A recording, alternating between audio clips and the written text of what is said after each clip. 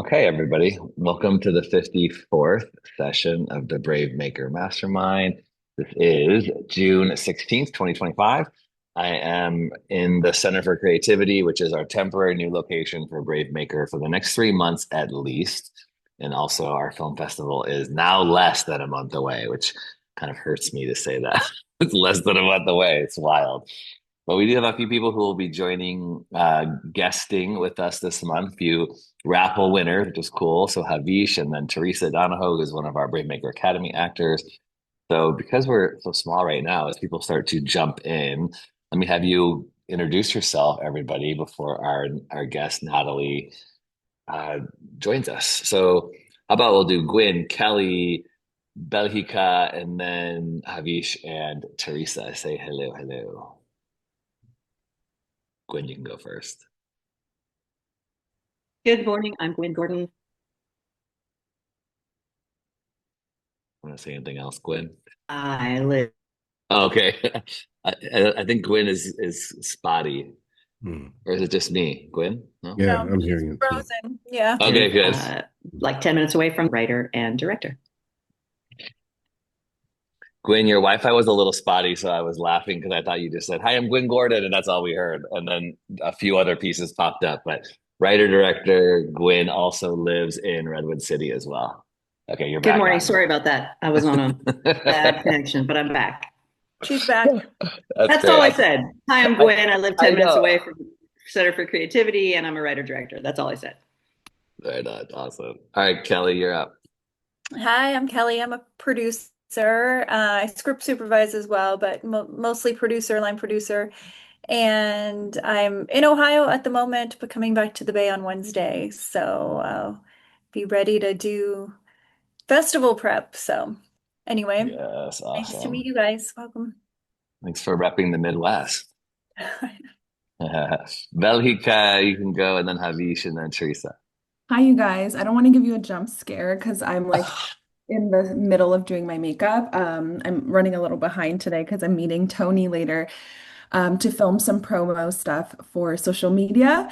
I feel so weird having my camera off. I have to turn it on. I'm so sorry.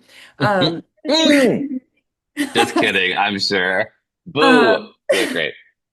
yeah, I live in the Bay Area and also LA. I go down there all the time, for gigs and mostly auditions and honestly, and I am an actor, YouTube content creator, and a producer.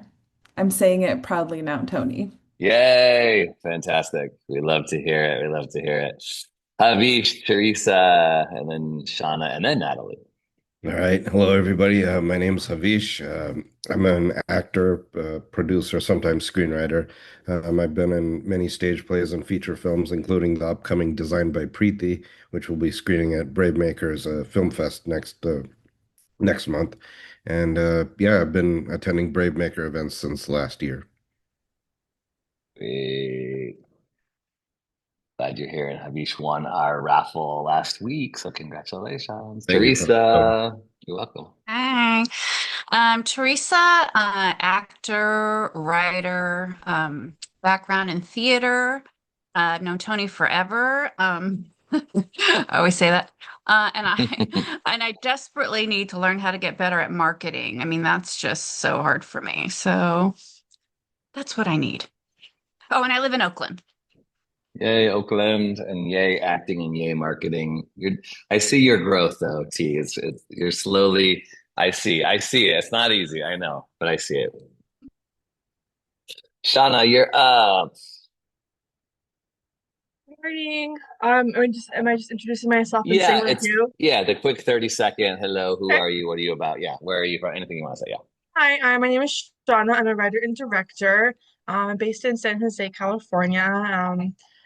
I just really love anything, film, storytelling, media. I really like telling um positive, uplifting, like feel good stories that kind of just make you laugh for a little bit or make you feel better about the world or about life. So that's kind of what I like to do. Fantastic, and also has a short in our film festival this year. Yes, thank you. Obviously, I need to get better at marketing as well and promoting. I'm really bad at promoting myself and my works.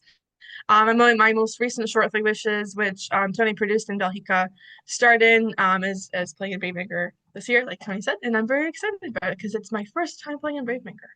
Yay. Right on. Awesome. Okay. And our last, I don't know if Marion, if you're able to give your quick introduction. Looks like you're on your phone. If not, that's okay. We will say Marion is a screenwriter living in San Francisco, sometimes Paris. Okay. All right. And likes to tell women-centric, sex-positive stories. Did I do you justice, Marion? Okay. And then our guest today, Natalie J. Harris, and I met through the beautiful interweb and is a Sundance filmmaker, amongst many other things. And I'll let you say a little bit more, Natalie, but Natalie is also the big news moving to the Bay, which is very exciting. So, Natalie, I'll pin us and then we'll do our conversation here and get to know you a little bit. And then we'll do some times for questions and responsive. So, Awesome. Natalie, welcome. Thank you. Thank you. Great to meet everyone. Zoom keeps like hiding my bun. I was trying to fix it, but I think it's just gonna be like Like this. beep, beep, beep, beep, beep, beep, beep, beep, beep. Yeah. But yeah, great to be here. I'm a filmmaker. I'm from Maryland, the East Coast. I spent about 5 or so years on and off in New York. But yeah, I'm planning a move to the Bay Area to try out the West Coast. And a lot of my work centers on coming of age stories and queer stories and highlighting folks that we don't often get to see in their full like nuance on screen. And I write and direct and also produce. And I think the cool part of how I love filmmaking and life is I was, doing the Instagram thing, started following Natalie. I reached out because I was trying to build more connections for, we are now learning the term infinite hyphenate, Natalie. So I'm using that word as Mm. opposed to multi. Larry Jean Powell, another queer filmmaker who was with us last week, which is kind of cool. This is Pride Month, so celebrating queer filmmakers and queer storytelling. Larry Jean was talking about that as their identity is an infinite hyphen. I thought, oh, I like that. I'm really going to start adopting that as well because we do have to not have to. We get to you wear multiple hats in this space. Anyways, I was looking for to expand our Brave Maker community as people in the cinematography space and producing space. And I just started following Natalie and reached out, and then the rest is history. We did a Zoom. We were chatting. We're gonna have Natalie's short film at some point in our Thursday summer series that we do in the Square. So all sorts of really cool things. So I was really glad that this had worked out. And then the cool part is like, ironically, you're moving back to the Bay. So beautiful thing. And you're going to come be a volunteer at the festival this year as Yeah, well. So all yeah. these things. Yeah. I know, I'm so So excited. it's so dope. It's so dope. So yeah. Okay. Let's just jump in because you do have an amazing credit and history in the arts and in film and storytelling. And again, I know it's not easy for anybody. I know it's a lot of work, no matter what we put out on social media and just making the ends meet kind of thing. So we like to kind of start with the origin story a little bit. If you can tell us about how you got in and how you made your way into the space and where you are today. Yeah. I'm a young filmmaker. I kind of knew that I wanted to or I knew that I liked storytelling and filmmaking from a pretty young age. Um, I was in high school and I went to a predominantly white conservative boarding school in rural Virginia. And I was one of only a handful of students of color in my grade. And I was there during the times of a lot of police brutality in around Trayvon Martin. and in 2014. And I was really struck by what was happening, and I wanted to figure out a way to talk to people in my school community who didn't really care about what was going on. And so I found my voice like going to protests and doing a lot of social justice and like community work in my high school. I started a diversity club, which was like very rare at the time for my school and its history. But yeah, and I would go to protests and make documentaries and take my little camcorder and interview people. And then I got the courage to show these like very provocative short documentaries in front of my whole school at our morning meetings. And my goal was I was trying to like wake people up and get them to care about issues that were going on. And that was kind of my start into filmmaking. I thought I wanted to be like a journalist and documentarian, work in news and things like that. But I ended up going to college in DC for that, like documentary storytelling, journalism, communications. And then I realized that I wanted to learn how to tell my own stories, and I wanted to be a part of filmmaking in a way that wasn't just to wake people up, that also could be a part of like community building.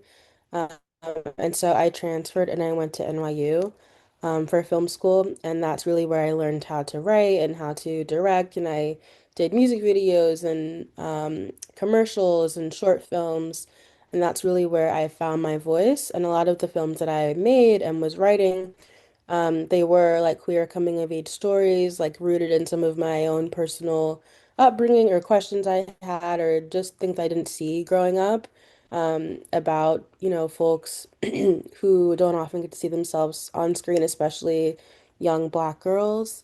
And so that's kind of where I started from. And then the film that I did for my thesis at NYU like went a lot farther than I ever thought it would go. It's called Pure, and it ended up getting acquired by HBO Max. So it's streaming on HBO Max, and it also received the DGA Student Film Award the year after I graduated, and went to festivals, like 50 festivals. They were all virtual because I graduated in 2020, so it was during the pandemic. But that's really where I like started to have some of the imposter syndrome go away and be like, I'm actually a filmmaker, like I'm young, but I can do this. And so yeah, from there I started doing more work, and I've also gotten back into my documentary roots, doing some documentary work for hire and some independent docs as well. And so yeah, that's kind of like been my journey so far. Congratulations on all of that. I know it doesn't come without a lot of sleepless nights, and I appreciate you acknowledging the imposter syndrome because even though someone has all these Hmm. cool fellowships and Sundance, which we'll get to, and being on HBO, it doesn't come without like, do I belong here? Do I deserve this? Am I Exactly. real? Am I a real artist?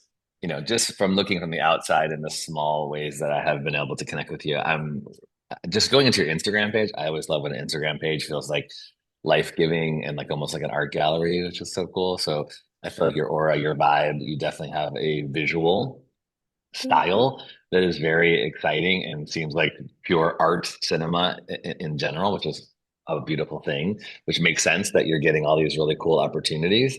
Let's talk about, finding your voice and some of the things that you are learning along the way, being, a creator, being behind the camera, telling your stories. Can you talk about obviously there is the infinite hyphenateness to your life where you're writing, directing, producing, and all these things, but just finding the collaborators. Were they just Hmm. friends that you made in film school? Talk about the people that you're choosing. Because I just saw this really cool analogy that had to do with friendship. But I was thinking about this in regards to filmmaking and the people we choose to engage with. That like friends are kind of like a tree.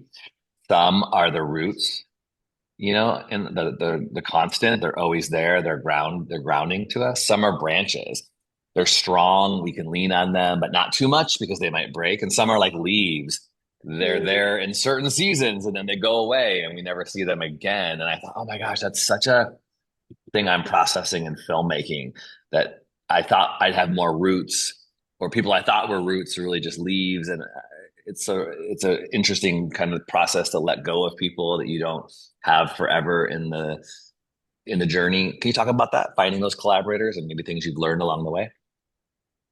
Yeah, for sure. I think that's a great analogy because a lot of it is like trial and error. Um, like I've had collaborators, I've had a wide array of different collaborators over the years, and sometimes it's amazing, and sometimes it's like, oh my gosh, I'm never going to work with this person again, and I have to make a contract to terminate our relationship. Um, like it can be polar opposites. But I found like that's a part of the process, because filmmaking takes so long, and it's such a journey. Um, this is a part of the process. Like finding your people is a huge Mhm. part of it. And when I was in film school, especially at NYU, a lot of people there were like, we were all taught be an auteur, and a lot of people were focused on writing and directing. So it was really hard to find people who wanted to produce, who there were people who did want to shoot, but I kind of resisted against a part of the community at NYU because a lot of them were like, for lack of a better word, like film bros who I didn't really get along with or see myself like building relationships with. I really wanted to find like female cinematographers, and I kind of had a hard time doing that because the very few that were there like were already booked and always busy.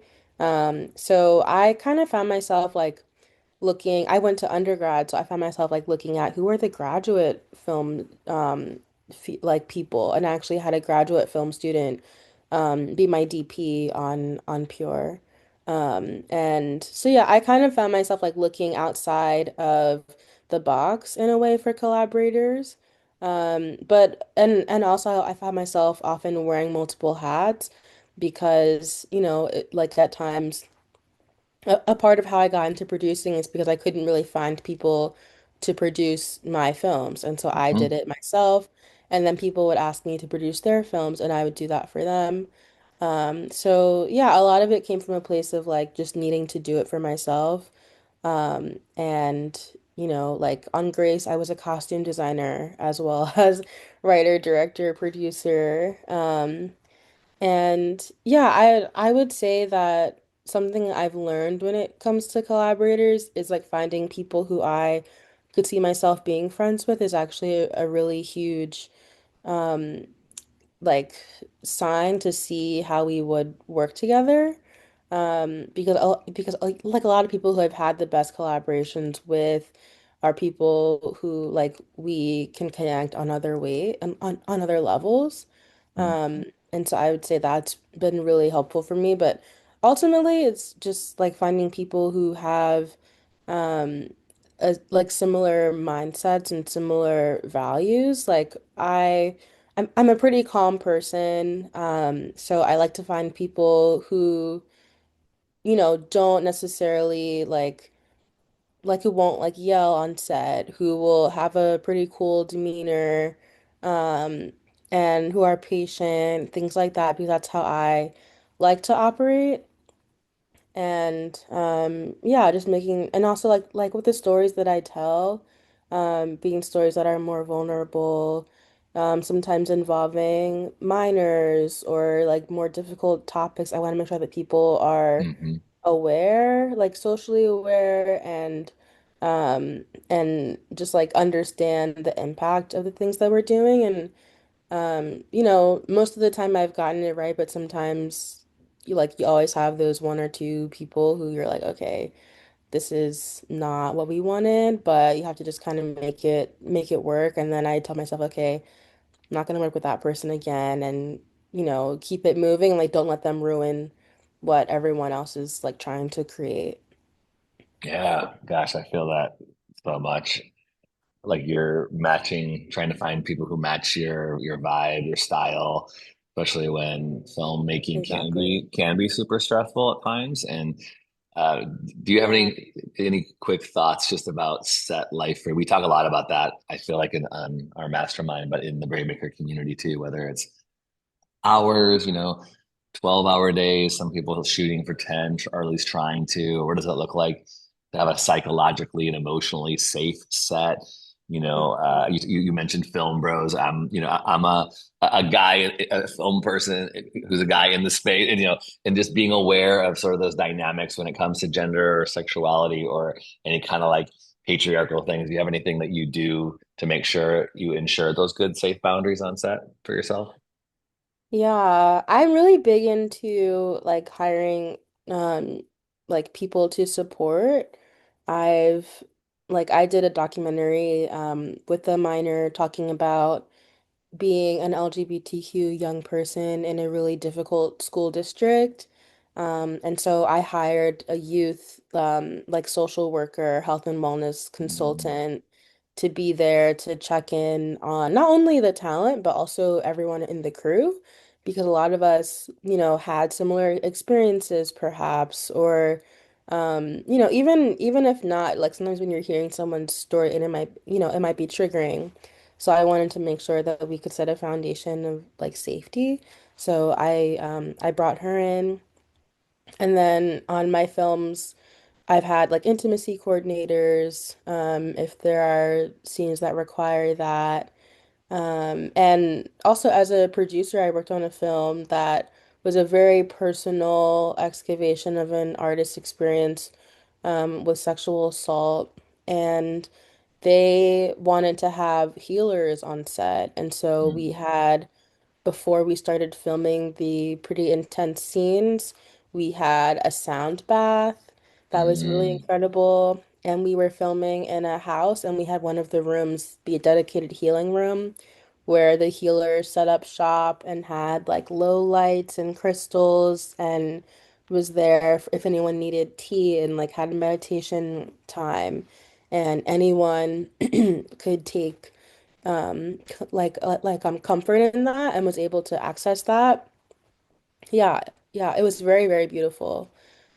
And so yeah, just like finding ways to just have care for yourself and your collaborators. And I feel like oftentimes it's framed as like, oh, we have to protect the talent, and like that is true, but it's also about the other true. filmmakers you're working with. So I always think about that as well.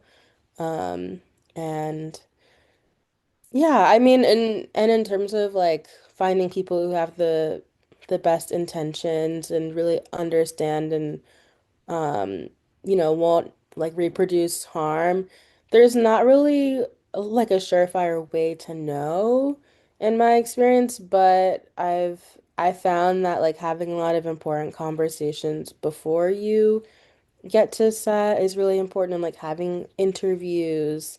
Like Hmm. sometimes you'll just see someone's work and you're like, oh my God, it's amazing. I want them immediately. And like you don't really ask important questions, but I found myself like not doing that and really like asking like how do you operate under pressure?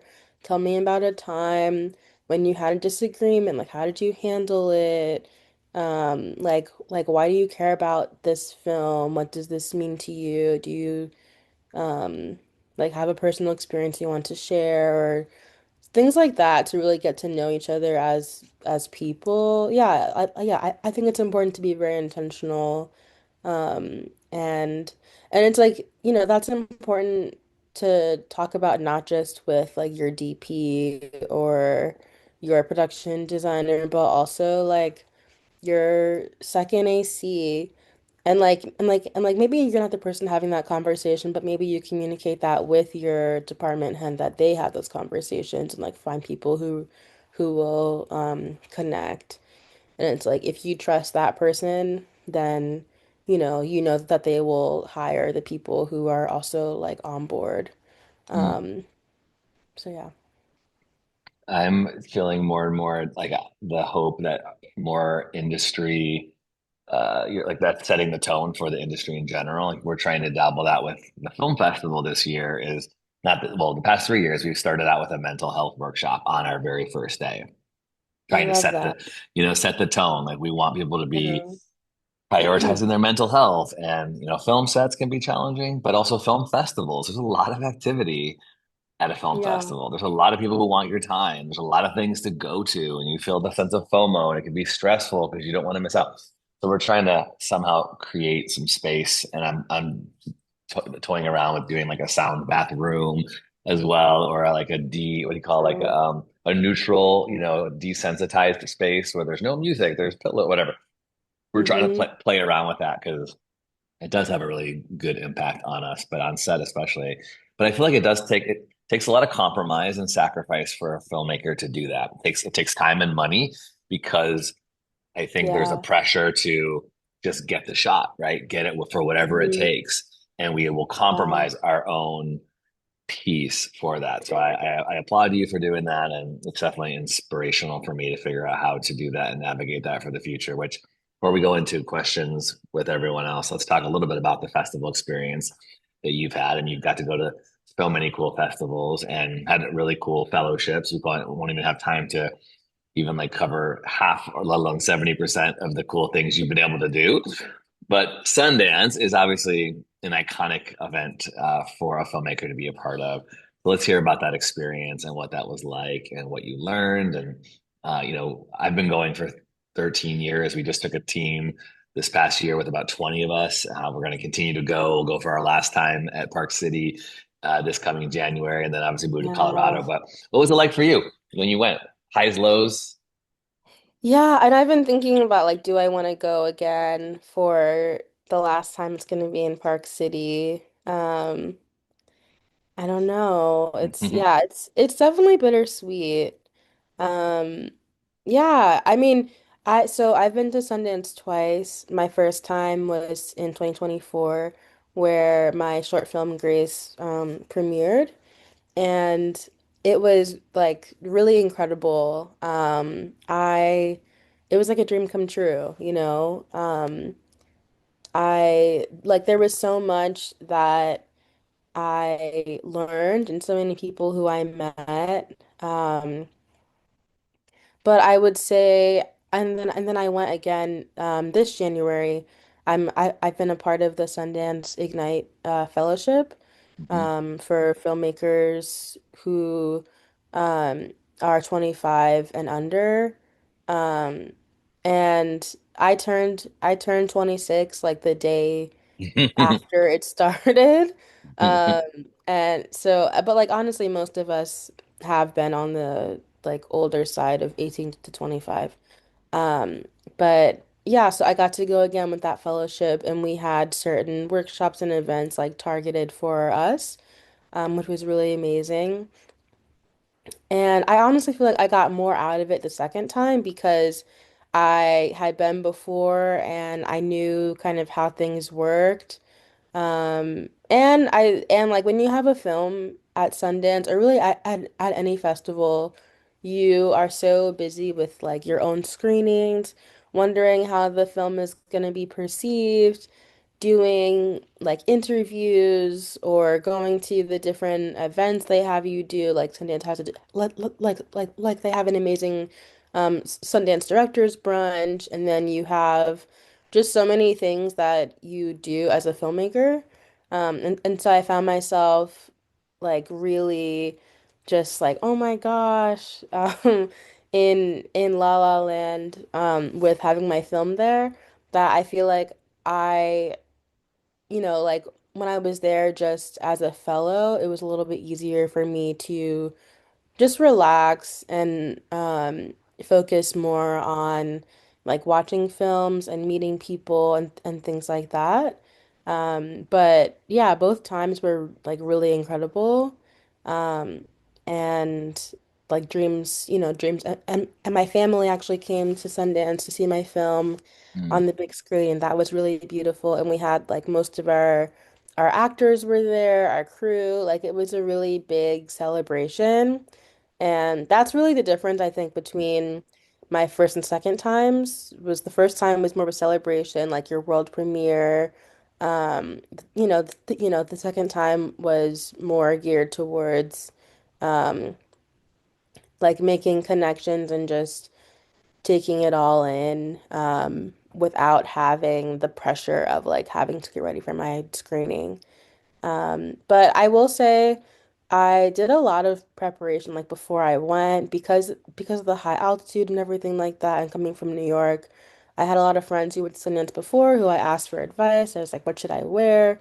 They told me to get all these like altitude pills and essential oils and like get a humidifier in my room and all this stuff that was really helpful because I didn't get sick while I was there. Um, and yeah, like I got wool socks and all of these things because it's not just like going to any other festival. You really have to prepare.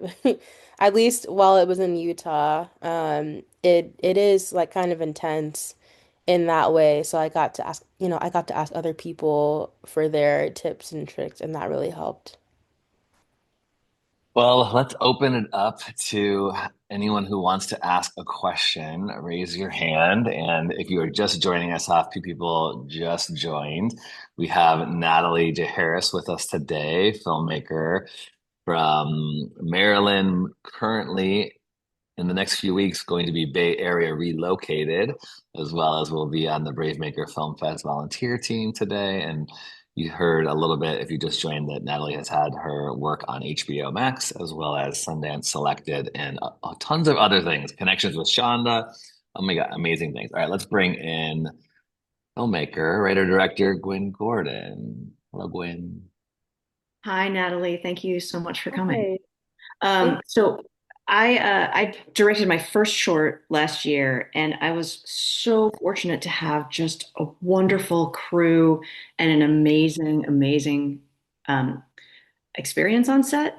But you were talking a little bit about, being in situations where someone didn't fit or didn't work, and how you just sort of kept it going, and like, note to self, not working with this person again. But I'm curious about strategies on set for dealing with someone who isn't fitting or who is Mhm. causing problems. And I'd love to hear ideas like, there but for the grace of God. I hope it doesn't happen. But if it does in the future, what types of things do you do to get through your shoot if someone or more than one, person isn't Yeah. working out?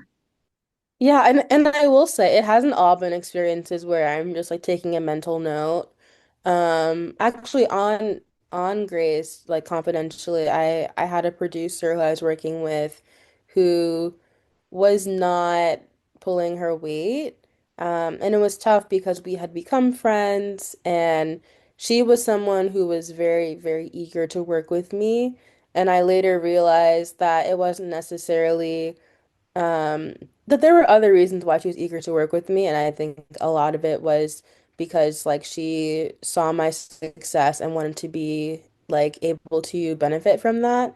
But then when it came time to actually produce and do the work, because I have I'm not gonna I don't think I have unrealistic standards, but I have like high standards in terms of like what I need and what I'm looking for and how I want things to go.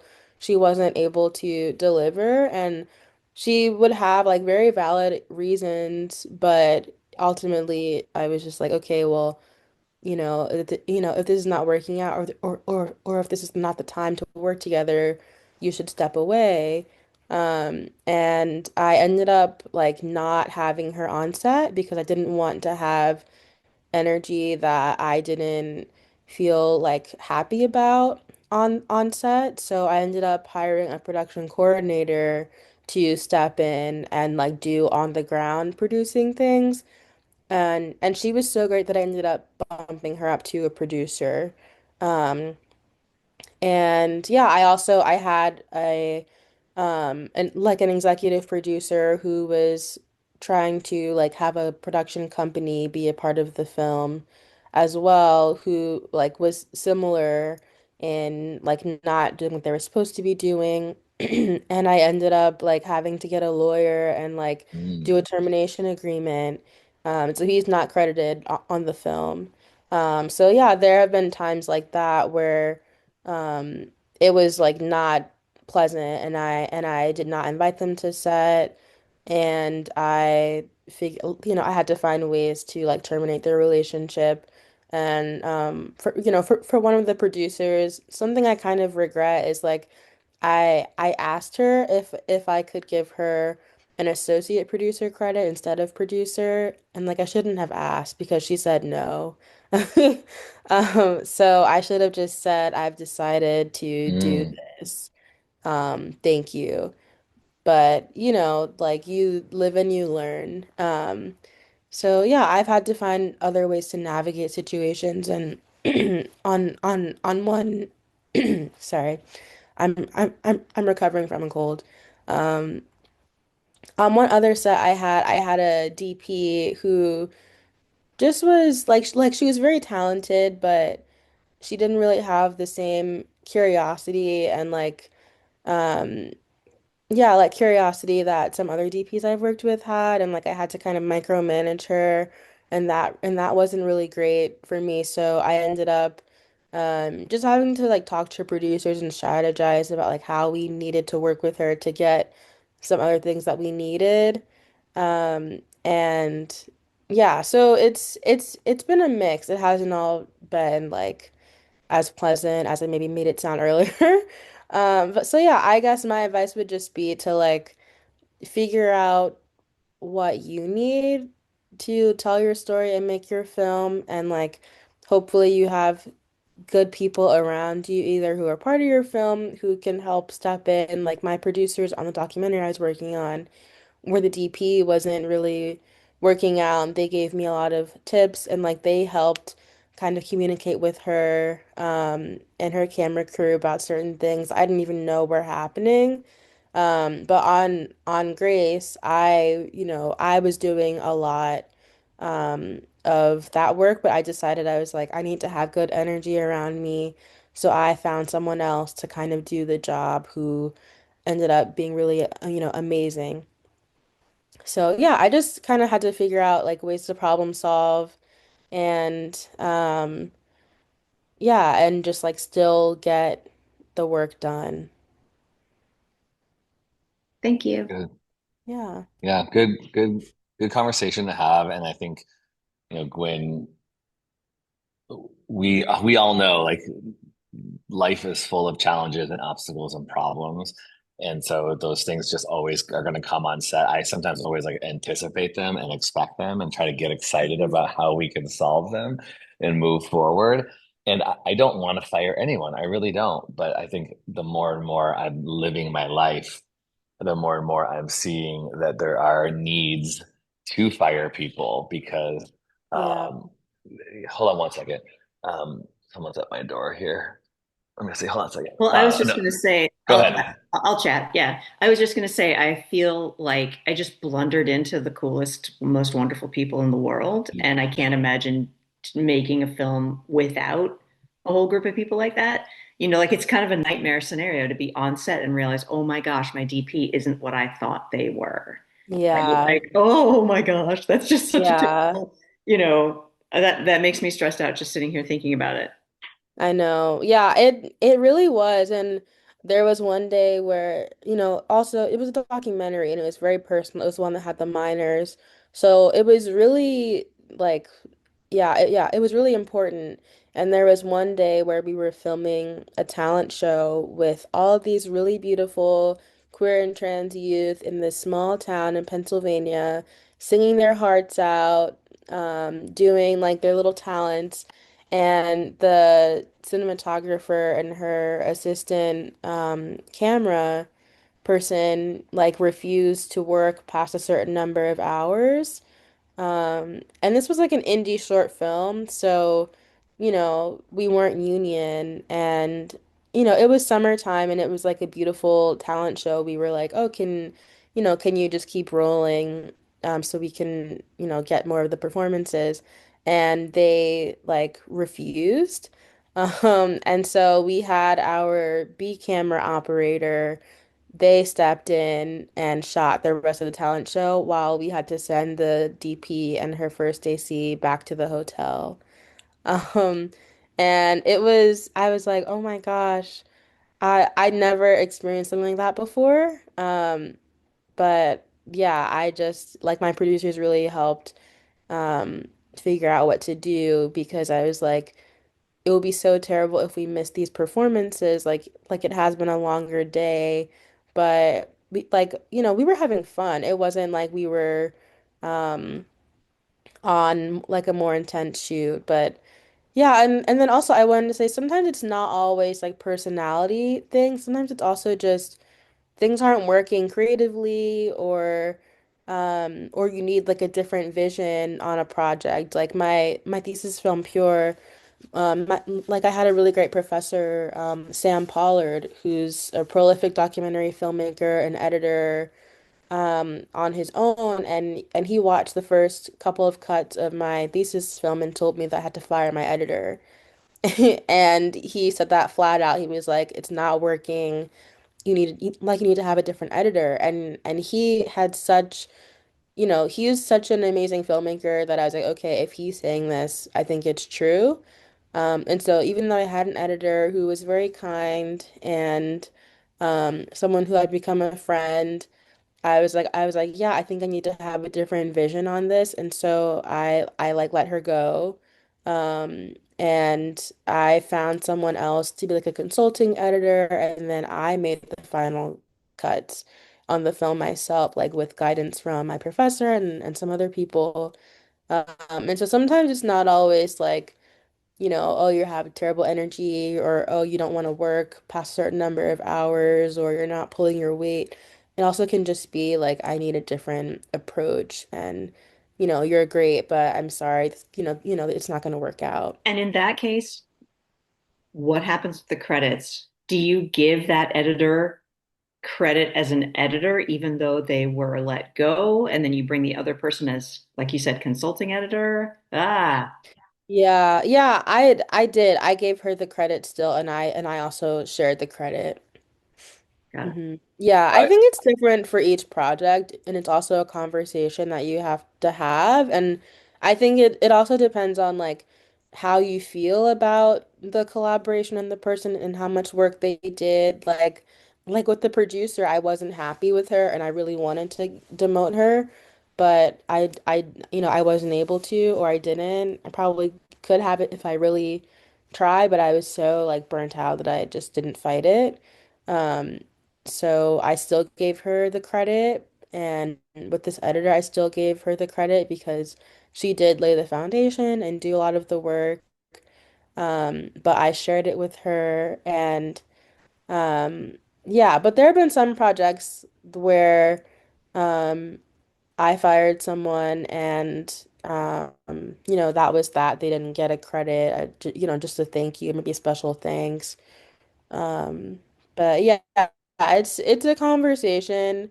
But I think also as a director, it doesn't have to be a conversation if you don't want it to be a conversation. It can just be a decision. that's right. But if it is a decision, you may have to deal with like, the potential consequences of that. Thanks. Thanks, Gwen. To add, I'm just signed a Mhm. contract today. I'm doing an acting thing, and we have to be really intentional, get things in writing, right? Have a clause that if I forget whatever I signed today, it was something Mhm. like if I don't deliver said Exactly. materials, it's like I can be removed and my credit can be compromised, etc. So those are really important things to get in writing ahead of time. Exactly. Exactly. I've become very specific about contracts now. Even as a freelancer, like one thing I do is I freelance as a crowdfunding consultant. So I help people do crowdfunding for their films or initiatives, things like that. And I had one very, very crazy client. And after that, I was like, okay, my contract isn't legit enough. Before it was kind of just like an invoice saying what I would do and having them sign about payment. But after that, I made an actual contract and I added, that anyone can terminate this at any time, within like with writing, and I put a clause in about how payment would work. And for my consultant work, I don't ask for a credit in the film. But for things where you do want to credit, it's definitely important to have that in a contract.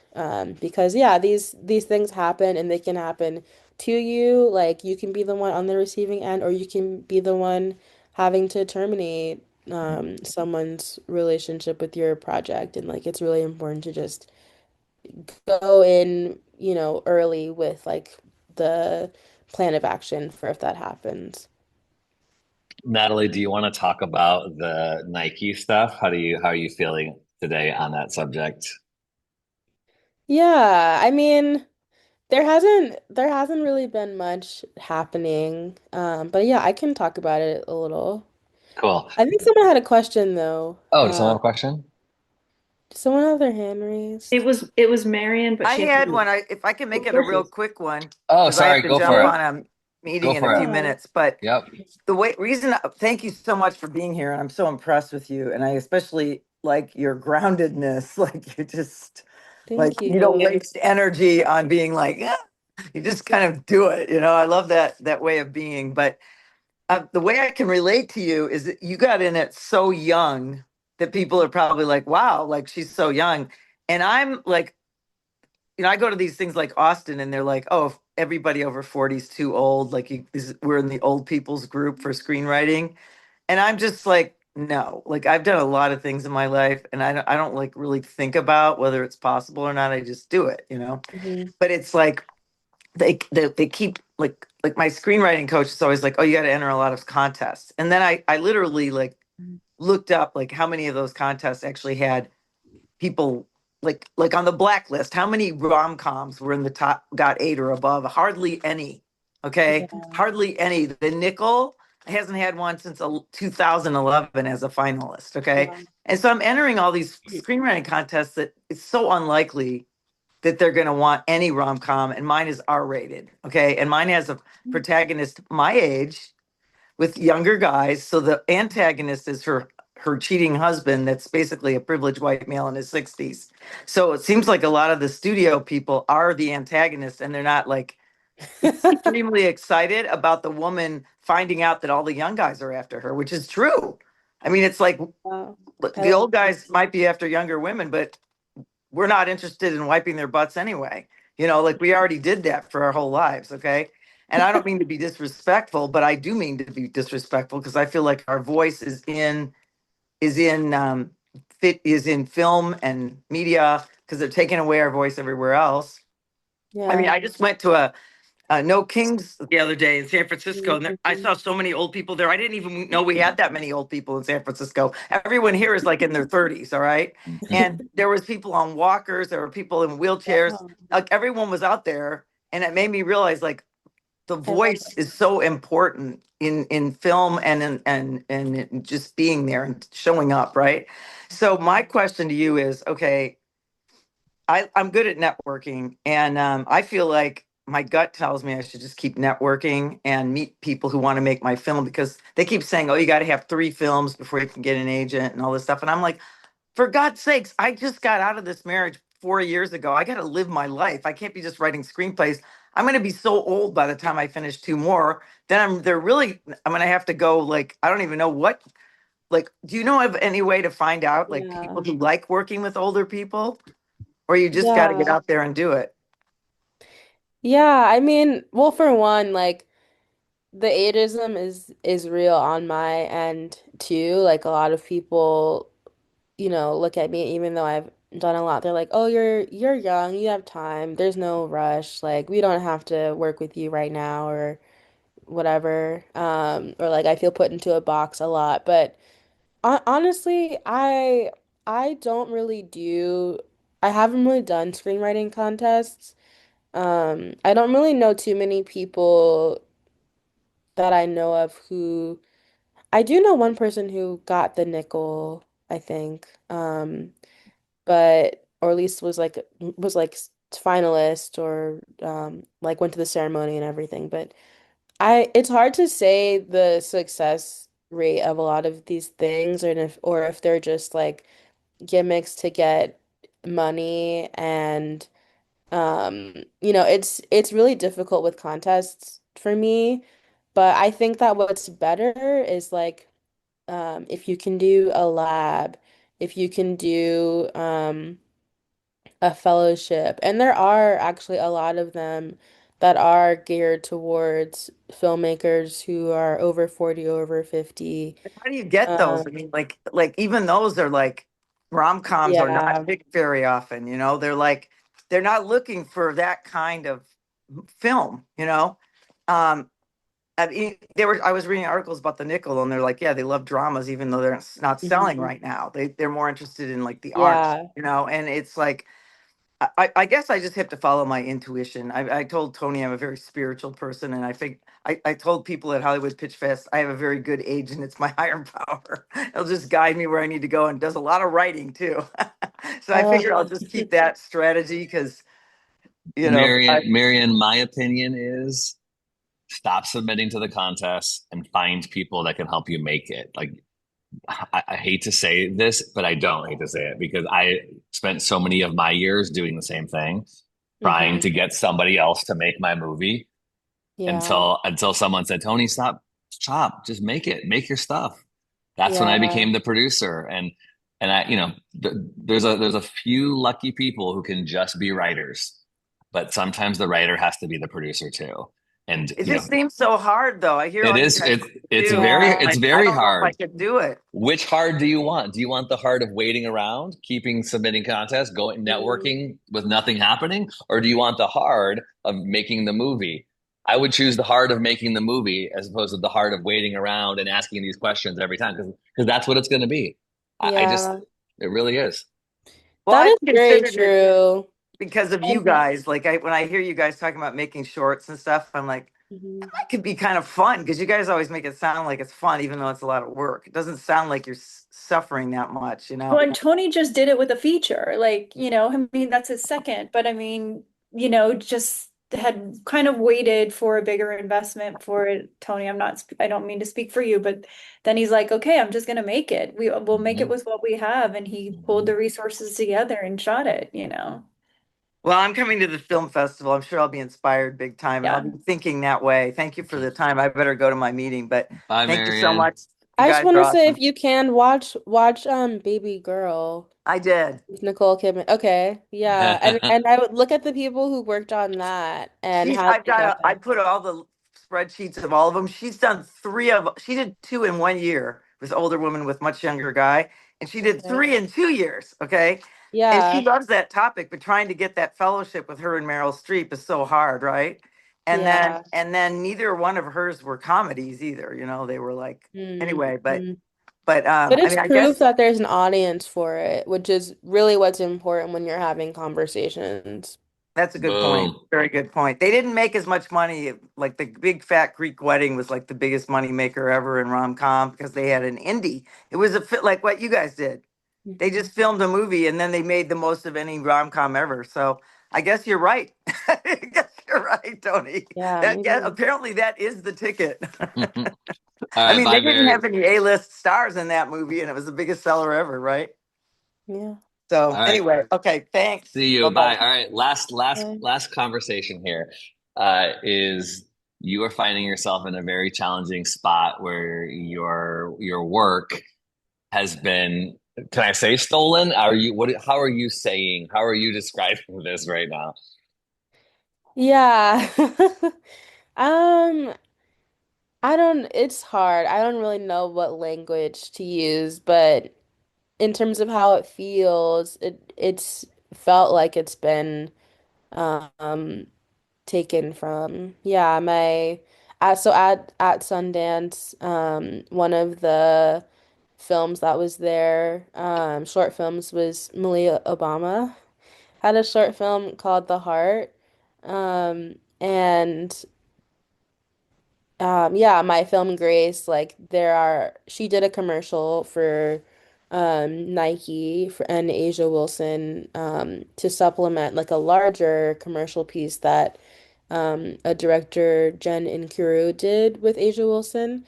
Um, Malia Obama did this spot of like the WNBA star and a little girl on a porch playing patty cake. And a lot of it just feels very similar to my film Grace.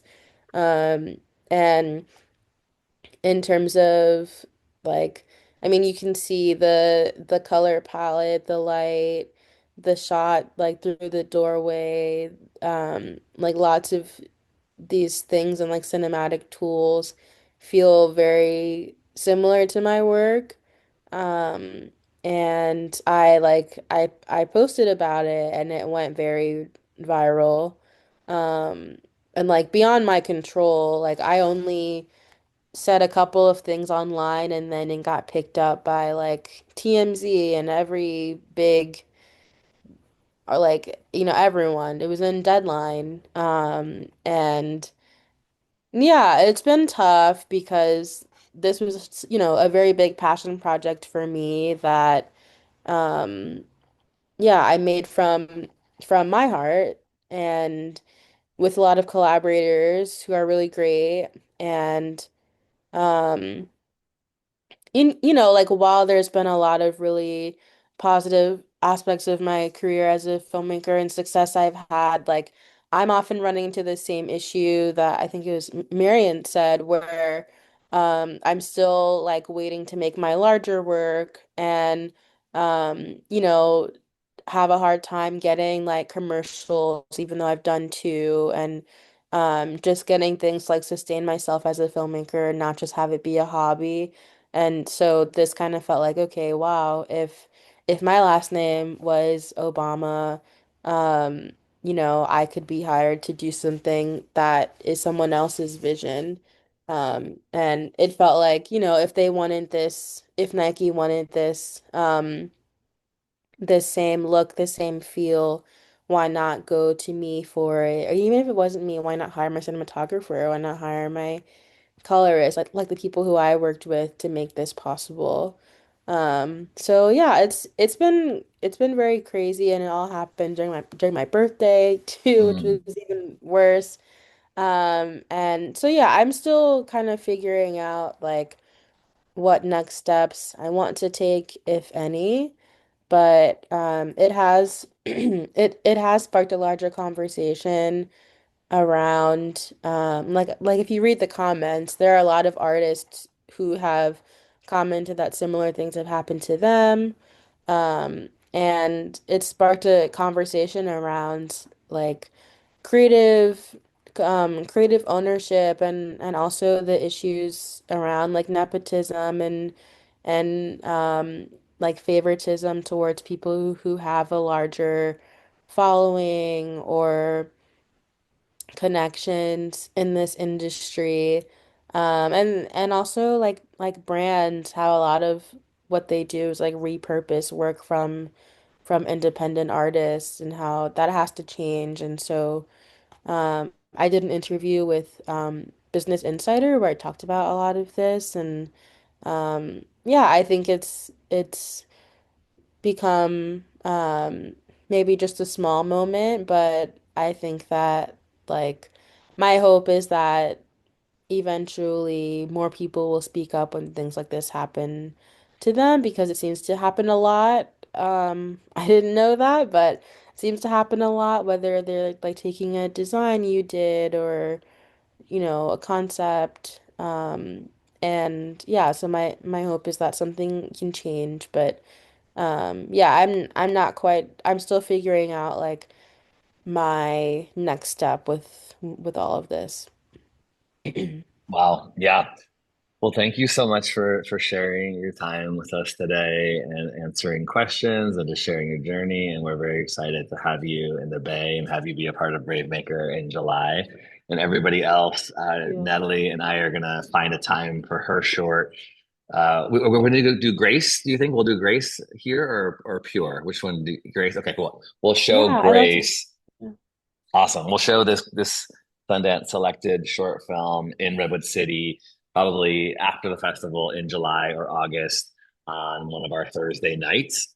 So if you don't get to meet her in person at the festival as a volunteer, you'll definitely get to meet her later. And yeah, she's now a Bay Area filmmaker, which is very, very exciting. So we'd like to take a photo with our special guest, if you don't mind. I'll make us all together here and we'll do a little screenshot. Hi, Belhika and Jacob. We didn't get a chance to have you do your introduction. So if you want to stay over for a minute, we can. But everybody who wants to do a little quick smile, here we go. One, two, three. Awesome. Cool. And we'll stay on for a few minutes if anybody wants to. Natalie, stay or not. But thank you for being a part Yeah, and appreciate your story thank and you your so much. vibe. And yeah, I hope we can collaborate in the future.